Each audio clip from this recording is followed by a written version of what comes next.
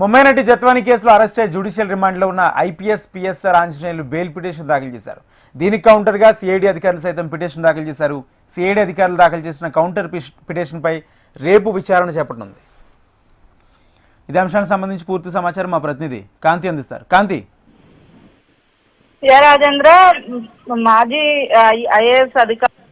IPS అధికారి PSR ఆంజనేయులకి సంబంధించినటువంటి custody ఏదైతే 3 రోజుల పాటు ముగియడంతో ఈ రోజు బెయిల్ పిటిషన్ కి సంబంధించినటువంటి విచారణ చేపట్టింది కోర్టు. అయితే దీనికి సంబంధించి ఇప్పటికే బెయిల్ పిటిషన్ ని మొదటిసారి రిజెక్ట్ చేసి రెండవసారి కౌంటర్ ఫైల్ చేయాలని చెప్పి కోరడంతో ఈ రోజు కౌంటర్ ని కూడా ఫైల్ చేశారు అధికారులు. అయితే పిఎస్ఆర్ ఆంజనేయులకి సంబంధించినటువంటి 3 రోజుల కస్టడీలో ఒక్కరోజు ఆయన అస్వస్థతకు గురి కావడంతో తిరిగి మళ్ళీ జైలుకి ప్రభుత్వ ఆసుపత్రిలో పరీక్షల అనంతరం పంపించి వేయడం జరిగింది. ఈ నేపథ్యంలో పరీక్షల తర్వాత ఆయన వెళ్ళిపోయిన నేపథ్యంలో 2 రోజులు మాత్రమే కస్టడీకి తీసుకున్నారు. అందులోనూ కూడా ఆయన సరైన సమాధానాలు ఏదైతే సిఐడి అధికారులు అడిగారో దానికి సరైన రెస్పాన్స్ ఇవ్వలేదు అంటూ తిరిగి కస్టడీకి ఇవ్వాలి, మళ్ళీ ఒకసారి కస్టడీ కావాలి అని చెప్పి అటు సిఐడి పోలీసులు కూడా కౌంటర్ దాఖలు చేసే అవకాశం కనిపిస్తుంది. దీంతో పాటు బెయిల్ కి సంబంధించినంత వరకు కూడా